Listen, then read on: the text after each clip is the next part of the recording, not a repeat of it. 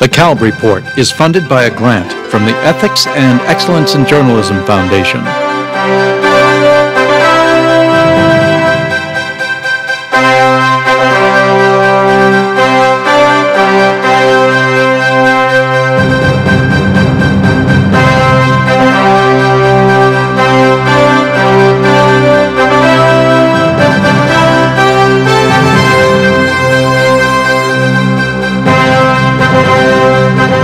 From the National Press Club in Washington, D.C., this is the Kalb Report with Marvin Kalb.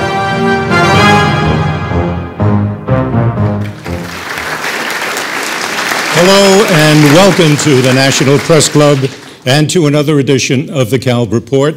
I'm Marvin Kalb, the Welling Presidential Fellow at the George Washington University and the Murrow Professor Emeritus at Harvard. Thank you, Mr. President. With that polite expression of gratitude, a reporter officially ends a presidential news conference. And with that polite expression, we begin our discussion of how reporters cover the President of the United States, arguably one of the most important, influential people in the world. For any reporter, especially in this age of television and the internet, this is a huge responsibility, placing him or her at the center of the political universe. A reporter seen as a critic is going to be attacked by the president's supporters. A reporter seen as a cheerleader is going to be attacked by the president's critics. A reporter becomes a player, whether by intent or not. To unknot this complex and consequential relationship, we have invited four outstanding correspondents to this edition of the Kalb Report, one of whom started covering the White House when President Kennedy was in office, one when President Nixon was in office, and two who have covered President George W. Bush. On my left, David Sanger, Chief Washington Correspondent for the New York Times. He joined the paper 24 years ago. He's been Bureau Chief in Tokyo, covered Asia, and for 5 years, the Bush White House. Twice, he has been on a Times reporting team that won the Pulitzer Prize. To my right, David Gregory, Chief White House Correspondent, who has covered President Bush for the past 7 years. He joined NBC in 1995 and has become a substitute anchor for NBC Nightly News, the Today program, and Meet the Press. To my immediate left, my colleague at CBS News for many years, Dan Rather, now anchor and managing editor of HDNet's Dan Rather Reports.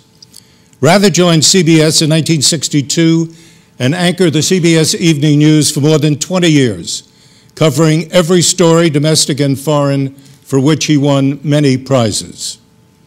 And to my immediate right, the legend herself, Helen Thomas, often referred to as the First Lady of the Press. She's covered every president since President Kennedy. For more than 50 years, she was White House correspondent for the United Press International. She's now a syndicated columnist for Hearst newspapers. Okay, let's start with what amounts to lesson one in Washington journalism. How do you get news out of the White House? Now, lots of information comes out of the White House, and some of it could even be described as political propaganda. But news, David Gregory, how do you get that out of the White House? Well, it's difficult. It's difficult in any administration that's operating a very large public relations machine that's on message, that has become more sophisticated as time has gone on, particularly with the advent of television and now the internet and narrowcasting a particular message. So you're up against a huge machine, and your job is to try to not only work sources, which we all try to do, but you have to know your subject. You know, you have to know the president you're covering and understand what he is saying, what he's not saying, what he's leaving unsaid. You have to learn how to analyze based on a set of facts, to discern where the news is. And I think you have to be, something I remember talking about with David Sanger early on in this Bush administration, you begin to see what territory a president stakes out. And then you, as time goes by, you then use that record to start comparing promises made, promises kept. And that's one of the ways you do it. David Sanger, what is your approach to covering the White House? Well, I think you have to start with the assumption that only about 5% of what you need to know you're going to get in that little White House press room. You're in there as little as you possibly can be. And while people see those briefings on TV, that's the easiest part of your day, because you actually get to sit down and maybe even eat lunch while you're hearing the briefing. But so you don't attend a briefing on a regular basis? We do go to the briefings. We do go to the briefings. One of the Times usually has either 2 or 3 White House correspondents, and we flip for it in the morning. But what the briefing is mostly useful for is understanding that delta between what the rest of your reporting is showing and what the White House is willing to go say. Now, that may be that you've learned something that the press secretary doesn't yet know, or it may be that you're touching on a subject that's very sensitive for the White House, and you understand that in the evasions that you get in the answers. And then there's another vital role to those briefings, which is to understand that next Tuesday you're going to be in Des Moines, and so that you can organize your life. I found with the Bush White House, the most important thing to do was to report from the outside in, which is to say that you spend most of your time talking to members of Congress, foreign diplomats, outside advisors to the White House who have been called in and had a discussion, and then you discover that the subject matter that they're talking about may not be exactly what it is you're hearing from the podium. Being a member of the New York Times, is it easier for you to get a return call than it would be, say, for the Des Moines Register? I think it may be easier to get a returned call, but that doesn't mean it's easier to get an answer. That too. That too. Helen Thomas, go back to Kennedy. What was the difference then in getting information out of the Kennedy White House as opposed to the Bush White House? You could walk down the street with Kennedy. Pierre Salinger had total entree to the Oval Office, and though he wasn't always able to tell you exactly, he could lift an eyebrow or give you some direction. You had some sense of access and some sense of what was going on. He was warm, witty. He held great news conferences, didn't tell you much, but they were a lot of fun. You didn't have this sense of sinister secrecy that you have now. But in those days, it was known, I don't know how widely known, that President Kennedy was a womanizer. Now, a lot of reporters knew that too, but they didn't report it. Why not? It was a different era. There was a code, a gentleman's code, basically. You didn't write about anything concerning a public official unless it impacted, what he did impacted on his public duties and responsibilities. The 60s changed all that, the sexual revolution, everything. So now it's no holds barred.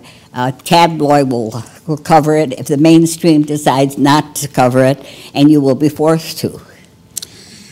Dan Rather, when you were covering both Lyndon Johnson and Richard Nixon, was there at that time what is currently called a gaggle, that there'd be a group of reporters who would go in 2 or 3 hours before the actual press conference at the White House, and you would get sort of a tip as to what was going to happen that day? Well, that's true, and the gaggle now has become a herd. I think it's very important to recognize, which I do. It's much more difficult, I think, to be a White House correspondent now than it was during the Johnson or Nixon administrations in this sense.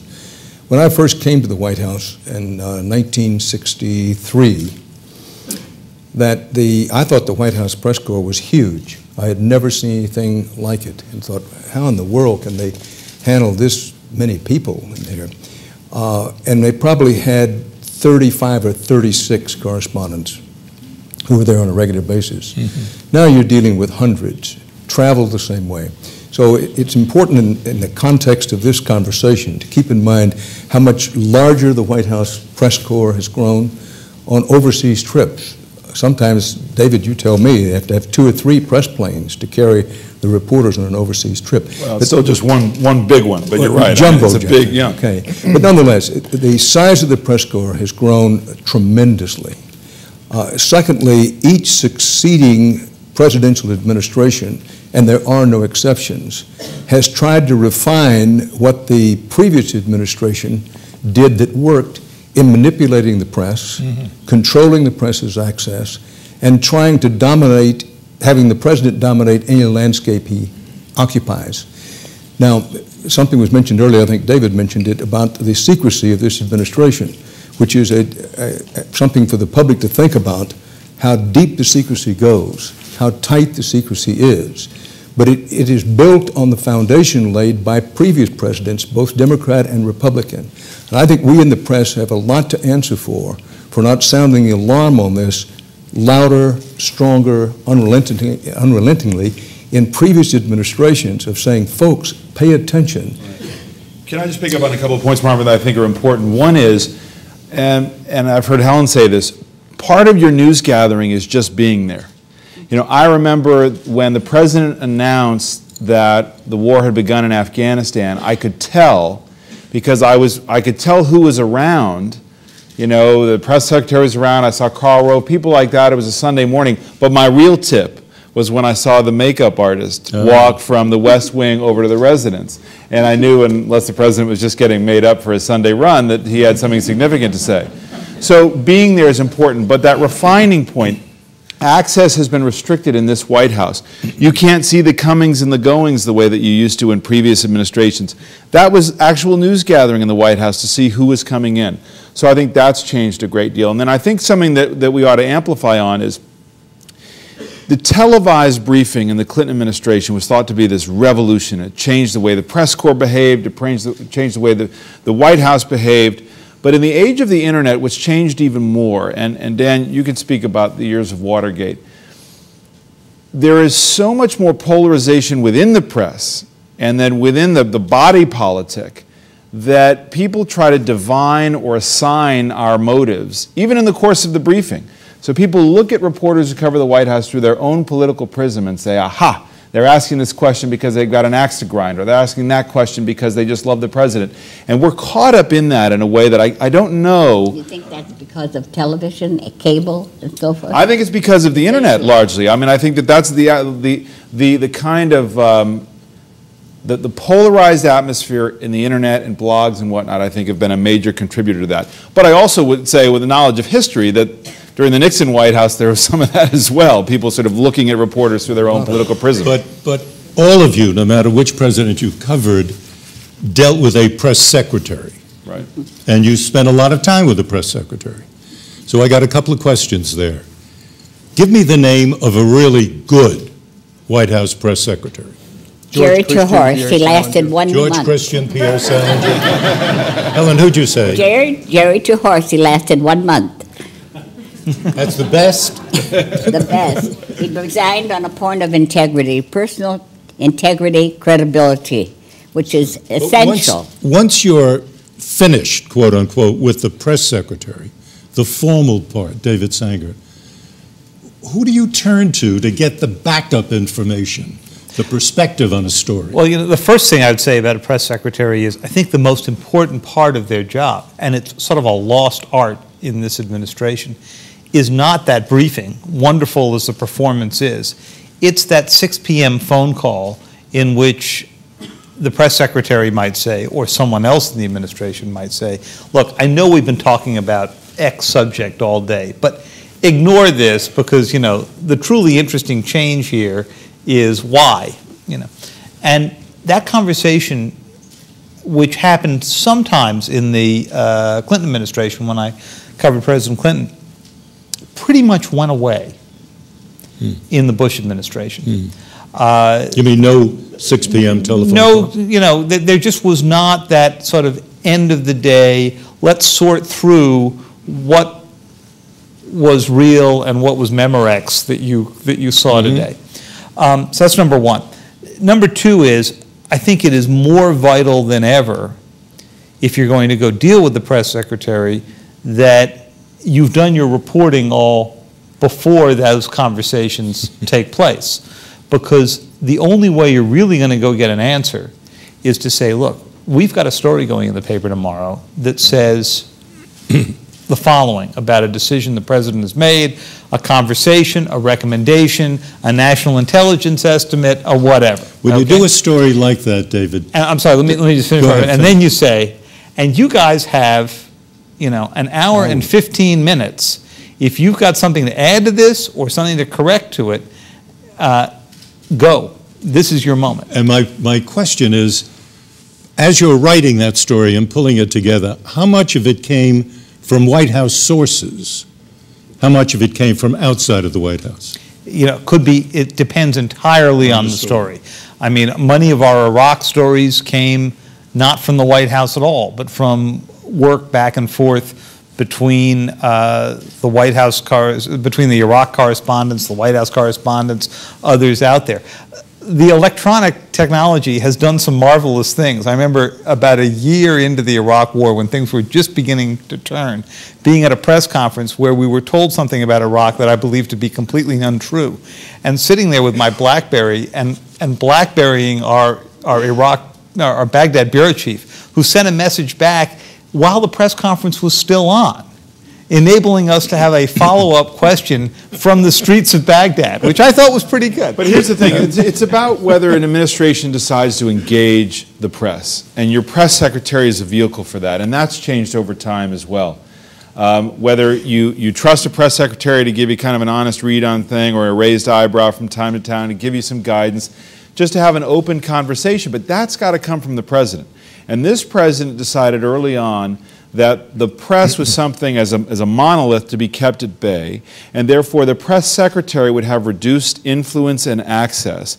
And that's why, you know, they wanted to sort of create the press briefing as the barroom scene from Star Wars. You know, something sort of like a freak show to be looked at but not to be taken very seriously.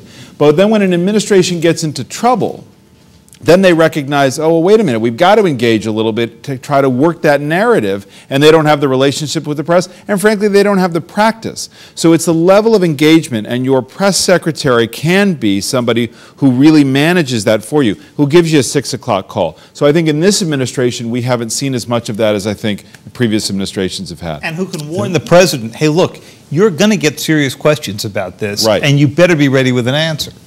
Right. Let me seek the perspective of Helen and Dan on this. Would you say it's fair to say that the White House controls most of the information that flows from the government to the people? Absolutely. Absolutely. From the White House. And that within the White House, there are fewer people in control of the information or more people That in has control? been the trend for fewer and fewer people to keep greater and greater control over more and more information. That's been the trend, which has been accelerated in the last 5-6 years, but was already well underway before that time. Marvin, this point, and I think it's so critical the public understands this, and David has referred to it before, that what you're able to get out of the White House depends so much on your attitude, which is, all right, I'm going to listen to what they have to say, or have somebody listen to what they have to say, and then take a breath and say, now it's my job to find out what's really going on. And the way you find that out is get leverage from the outside. Yes, in some administrations it's been possible to develop a source within the White House.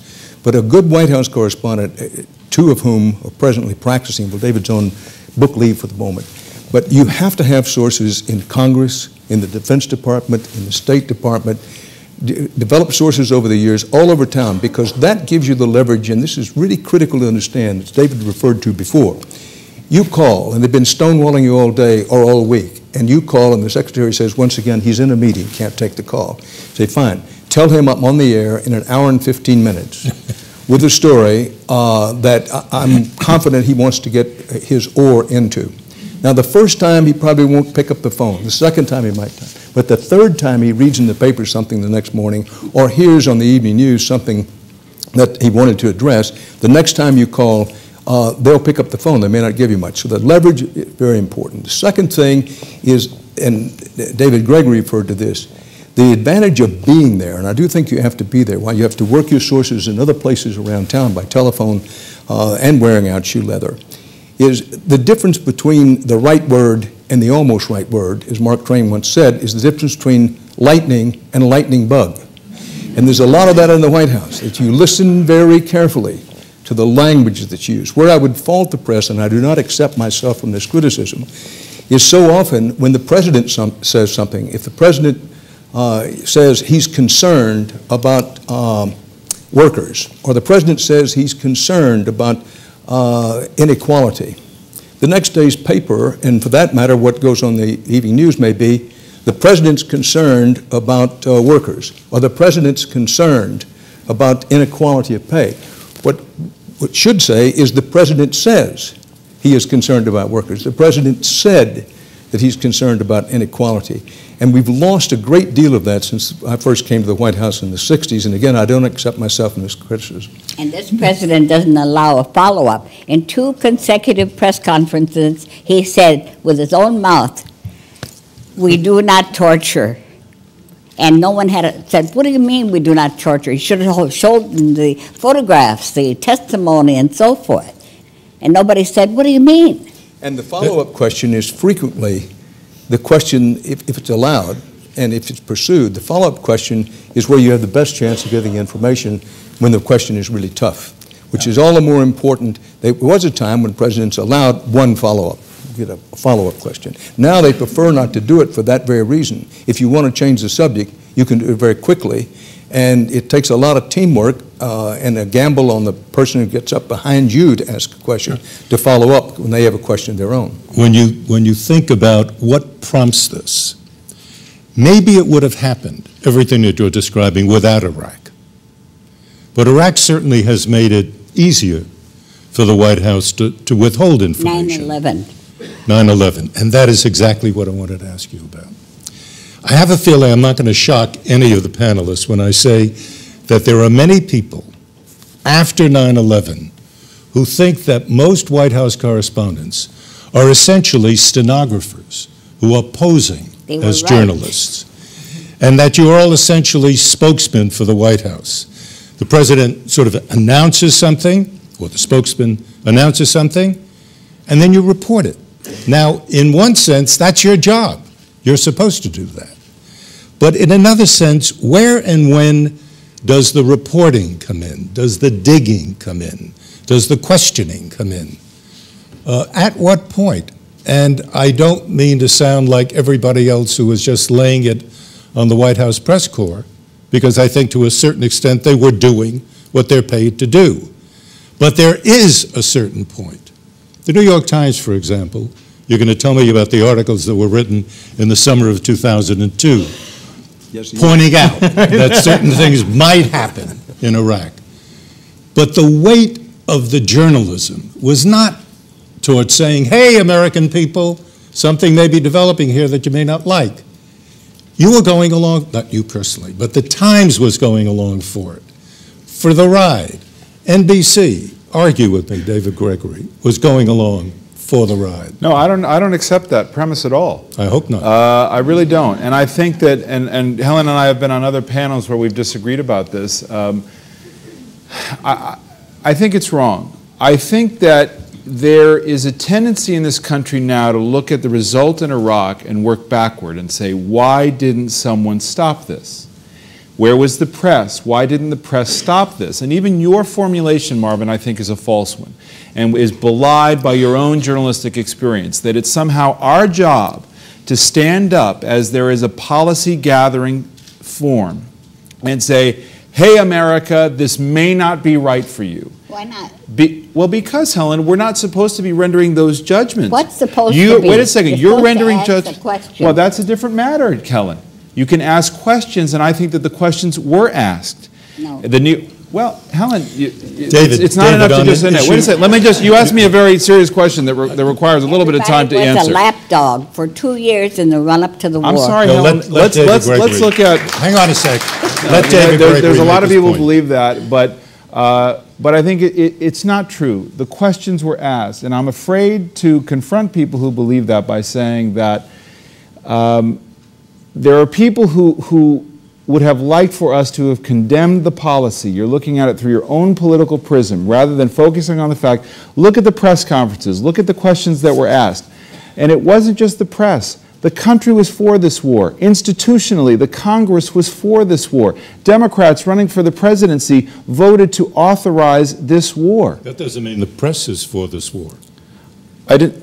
Be careful, Marvin, about the use of the word for. Yeah, I mean, it's very sloppy. For or against. We are here to make sure that you understand the the discussions and the decision making that's going on in the White House. Now, I'm the first to admit here that on any given day, we only know a small percentage of what's happening in the White House, and that's why you get out and you dig, and you're still not going to get it all. But your newspaper said there were weapons, and they said many other things on the front page every day.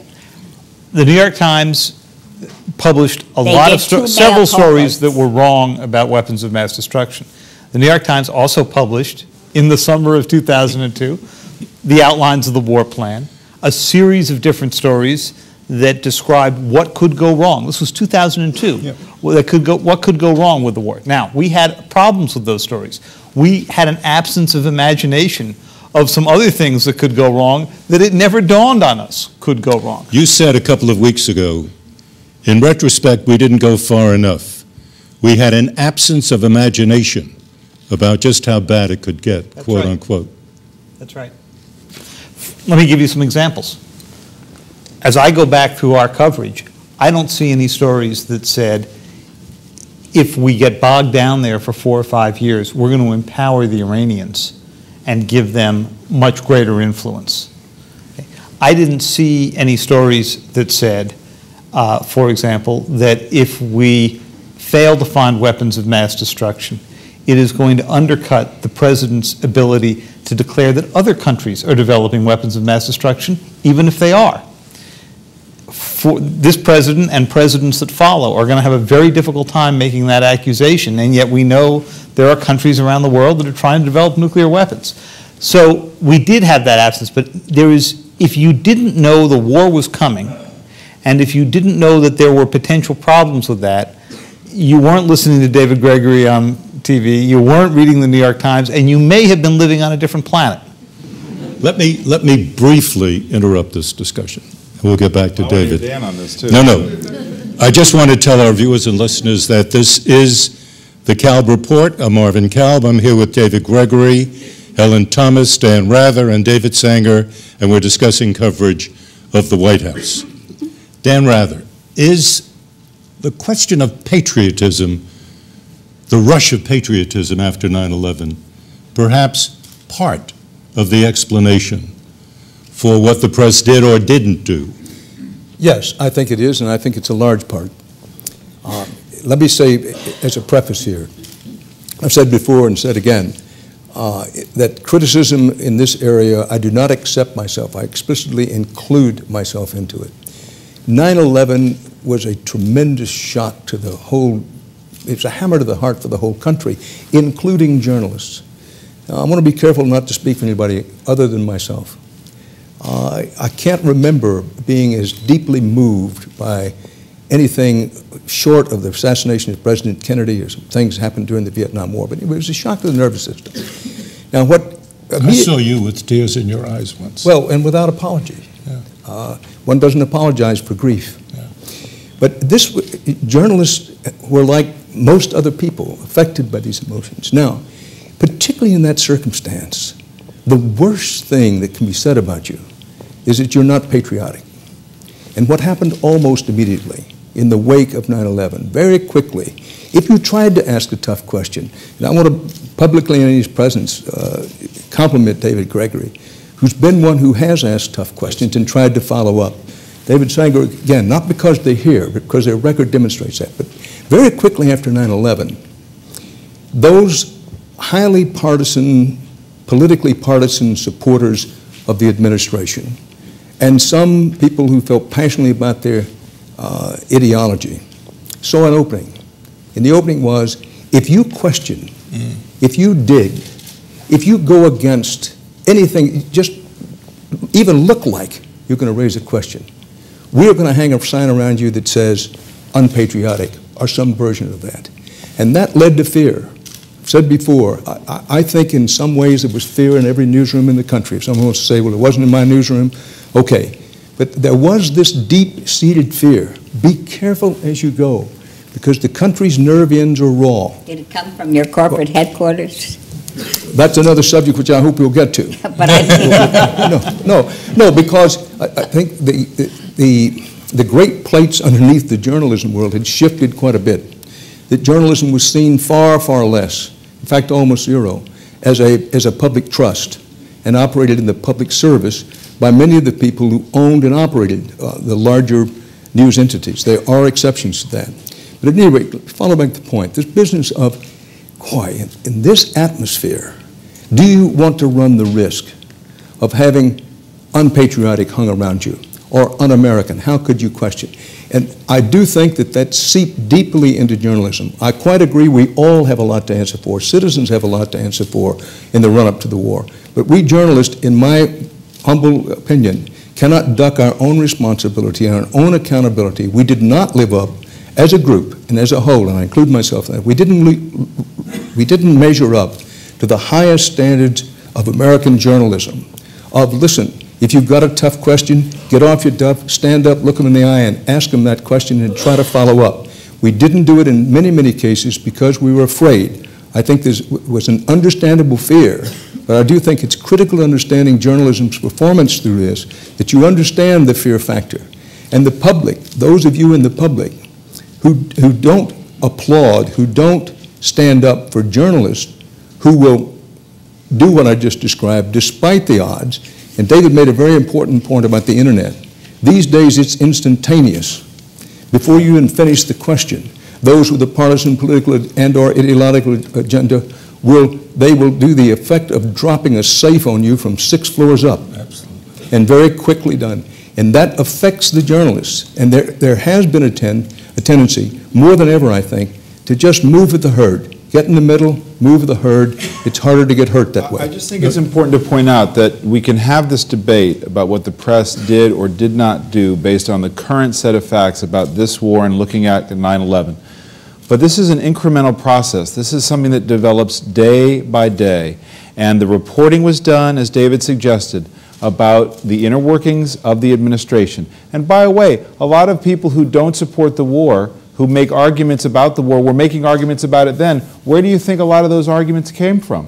From arguments that were being unearthed by the press as a whole. So I think the questions were asked. I again invite critics of the war to ask themselves whether what they objected to was that we didn't have the tone right in their estimation, that we didn't ask questions in a certain way. They were not asked. Helen, I just think you're asked Harry wrong. Fleischer why. From the moment, for 2 years in the run-up to the war. You made arguments to Ari Fleischer, which is your role now. You didn't ask questions based on unearthing. O'Neill said 2 weeks after the first cabinet meeting, suddenly Saddam Hussein was on the radar When this screen. information was made known, this became a big part of the story. The We first knew week of the the war, president wanted to go to war. within days of the invasion of Iraq, things were not going as planned. It became a huge issue in the press. The president himself said the press was getting hysterical about what was not happening on the ground. We were chronicling these events, and I think the record is clear. David, you have been called by a conservative blog a barking moonbat. Now, I haven't the faintest idea what that means, by the way. But picking up what Dan Rather was saying before, you are certainly one of those who asked very sharp questions during this whole build-up and since.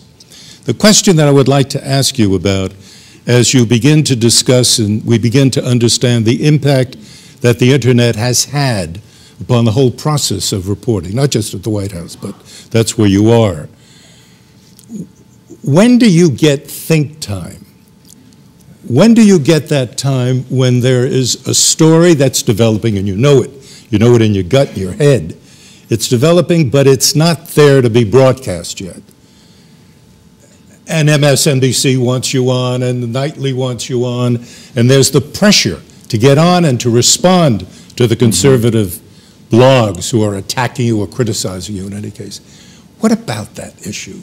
Do you have the time now? Well, I think that there's still enough time. I mean, I think what happens is that some of these stories aren't allowed to marinate the way that maybe they would have, and so you've got, you know, you're dealing with a lot of raw data all the time, and so the story isn't yet complete.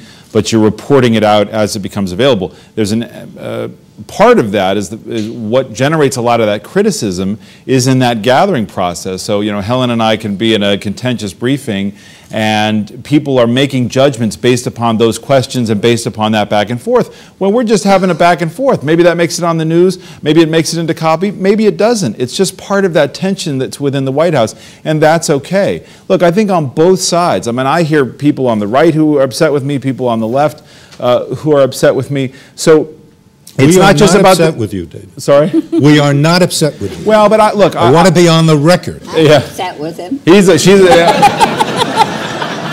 And by the way, I don't disagree with Helen Thomas lightly because I can get in a lot of trouble for that by her later. So no, I just think that I think you try to tune the rest of that out, but I think Dan is right. I mean, I think that polarization is real, and it plays itself out in terms of people trying to take apart the process in a way, and we're part of the process of the news gathering process. But is there polarization within the media itself? Yes. Yes. Absolutely. So are you talking about more than Fox here? What are we talking about? It can be talk radio. It can be anybody. It can be the blogs. People who take a look at the journalists, not just the issues. So they're looking at me. If I ask a question, I asked the question within the past 6 months where I said to the president, do you think you still have the credibility to be a spokesman for this war? And I was attacked by that. I think that's a straight ahead legitimate question. But you know, it goes both ways. I mean, people on the left, as we were having this discussion, would level their attacks for not going after Bush hard enough. So yeah, but this whole business now about, even in your own answer here, about people on the left, people on the right, we understand that the politics is polarized. But explain to me, David Sanger, why the media has become polarized. Well, you know, if you look at the history of the American media in the American Republic, we're sort of back to a period of time, or we're moving back to a period of time that's more like the way the media was during the Jefferson administration. You know, there were things said about Thomas Jefferson when he was running for president and when he was president that you probably couldn't get into a tabloid today. And then after the Civil War, we saw more of a professionalization. It took generations, but people expected that when you picked up the newspaper, at least on the front page, not the editorial page, you were getting a fairly straight up, nonpartisan view of the news. What's happened because of the internet, and to some degree cable TV, is that people have now begun to migrate back to news sources that reinforce their own worldview. Instead of what I think we all would like, which is that you go to news sources that don't reinforce your view so that you're questioning your own assumptions. And that's pretty dangerous. I wanted to go back to a question you asked, David, before, which I think was a very important one, which is, where do you get the time to go do the rest of this? Because sometimes the news out of the White House is in what they say. Most of the time, it's in the silences. It's what's not being discussed at the podium. Sometimes it's what's not being discussed in the meetings. I spent a year of my time as, more than a year, as White House correspondent, working with a colleague of mine on the investigation into A.Q. Khan, the Pakistani scientist who ended up helping arm Iran and Libya and North Korea, and maybe a few countries that we're only now beginning to discover. It was a subject that was occupying the president and his staff very frequently. It was discussed almost not at all. If you count the number of times that President Bush has discussed Osama bin Laden and the number of times he's discussed A.Q. Khan, it's not even going to be close. But we felt that it was an extraordinarily important story to even do from the White House. But it's a harder and harder slog because, you know, David's got to go on many TV outlets. We've got not only the newspaper to feed now, but the website, because people aren't going to wait till the next morning for the news, and those little videos you see on the website, and radio broadcast, and all of that. And I think one of the most important things to remember in all of this is to cut time for your reporters to not be on the air, to not be in print. But that is not what is happening. It's the exact opposite of what is happening. And is there a danger there, Dan Rather, that we may be putting out an awful lot of stuff, but it's stuff that doesn't have solid legs under it? Well, real and present danger of that happening. In addition to what David just said, let's don't forget that in many news organizations, there's been not only a shrinkage of time that the reporters who are there have to dig on stories, particularly do investigative reports, but they also shrink the number of reporters. There have been cutbacks all over American journalism. In many places, not just to the bone, but beyond the bone. And the number of foreign bureaus that exist now, as compared to not very long ago, with few exceptions, is reduced at the very time we need more international reporting. We have less international reporting in depth, again, with some few exceptions. So there is, when you talk about White House coverage, there is an overarching narrative here that has a lot of pieces to it, not the least of which is that as it gets tougher and tougher for reporters on the line, such as the two here, and as it gets tough, particularly with the blogosphere willing to, that part of it that's partisan, political, or ideologically motivated, to really drop down on reporters. It's very hard news needs backers, needs owners who don't back up. And there was a time that that was a given, because at that time, news was seen, even in large multinational corporations, as a public service. From what I can see, that has, if not disappeared, it's certainly been reduced greatly. So when we talk about, listen, the ideal White House reporter is not afraid to get on his feet and ask the tough question, or follow up on a question that his colleague had asked. But he needs to know that those who own the network or the newspaper or the magazine are going to back him to the hilt.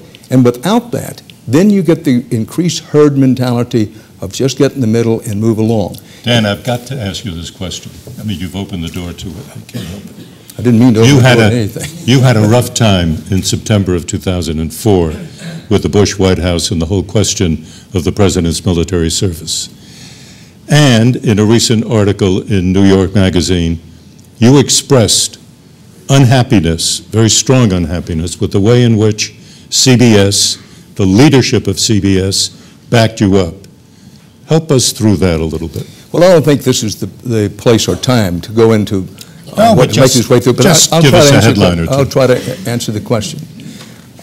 That I don't think the public understands fully. I do find that the public understands, but perhaps not fully, the situation in which, we've had increased mergers and consolidation of news outlets, where you have anywhere from 75 to 85% of the major news outlets owned by the same companies who have all kinds of other interests besides news. And here's what happens so often, that these large multinational conglomerates, they have interest in Washington that involve billions of dollars. They need regulatory and legislative, they have regulatory and legislative needs, sometimes to get something passed, sometimes to stop something. And what happens very often is what the line reporter or what their news division is trying to do is investigate some of the people for whom they are looking for these favors. Now, there's no excuse for big government or big corporations to intrude into newsrooms nearly to the extent that I think they have been doing. You think that's what happened at CBS? I do think that was an element of what happened at CBS. An element. I do. I think it's a very important element of what happened at CBS. Okay, let me talk a little bit now, or raise the question really, about what do we know, what do you guys know as White House correspondents about the president? In other words, we make certain assumptions, those of us on the outside, that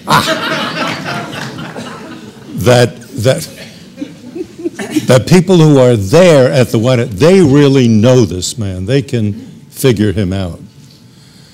And Helen, why don't you start us on this? I know he wanted to go to war from the moment he stepped into the White House. I know the reporters were never skeptical enough. They gave up their one weapon. We were told every day for 2 years we're going to war. No one asked why. This man has he has yet to explain why we're in Iraq. every reason given for being in Iraq has turned out to be false. How can we tolerate that? I was on a panel the other day with the head of the communications, who's gone now. Right. Yeah. And he said we were wrong on everything. Well, if you're wrong, why are you still there? Well, he's left. My point is, I know it. I'm just kidding. his foreign policy is end justifies the means. Preemptive war, torture. Do you have access to the president, David Sanger? Certainly not. I mean, at the beginning of the Bush presidency, before it began, a colleague of mine and I went down to the ranch for a very lengthy interview with the president before his first inaugural. We talked to the farmhouse. We took a nice hike down through to the waterfall in the ranch in one of the 1 weeks of the year that actually had water in the waterfall. We had a nice conversation. I came away from this thinking, this could be pretty interesting. The president's pretty open and, all that. I think I was probably pretty close to the last lengthy conversation I ever had with him. There have been some moments where the president either has had background or off-the-record sessions with a number of reporters. He's had some David and I have been to, at the end of the summer at the ranch and so forth, but they don't tend to be terribly deep policy conversations. Do you have a sense at these sessions, David Gregory, that you're getting to know the guy? Well, I feel that way. I mean, I've been covering him since 2000, having covered him the campaign where the dynamic was different. I think I was able to take his measure. I think he's fairly easy to read. I think he betrays a lot about how he thinks and how he approaches issues through his public statements. And I think going back to something we discussed earlier and what Dan mentioned, you pick up these nuances in what he says, what he doesn't say, or how he says something.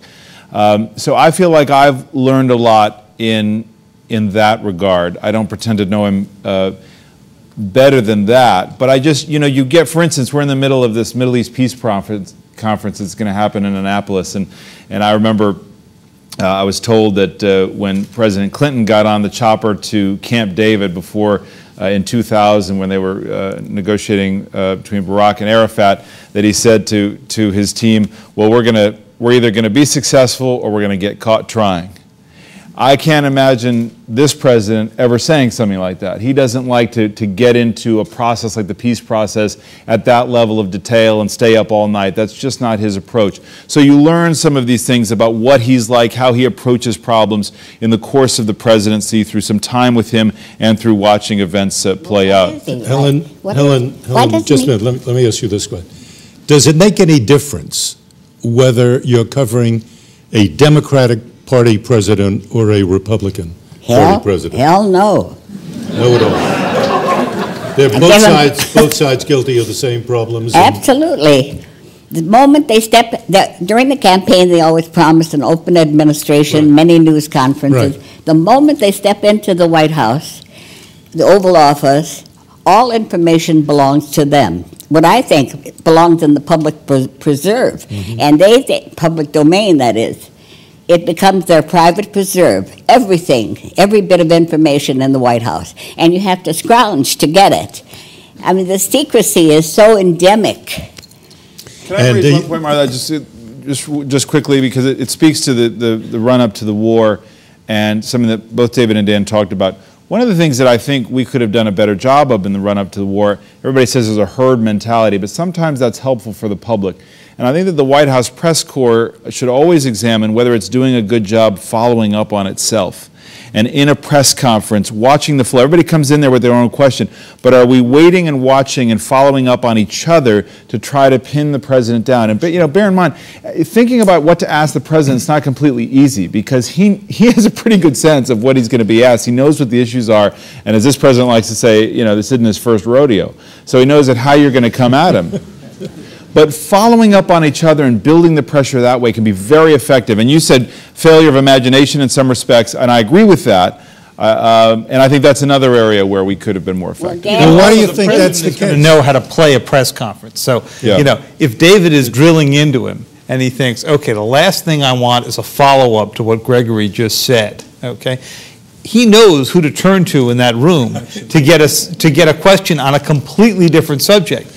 And you know, we have had moments, and I don't think we've done this very successfully, but we have had moments where we've gotten together before a press conference and said, conspiracy. Look, we need it is definitely a conspiracy, and it doesn't work often enough, okay?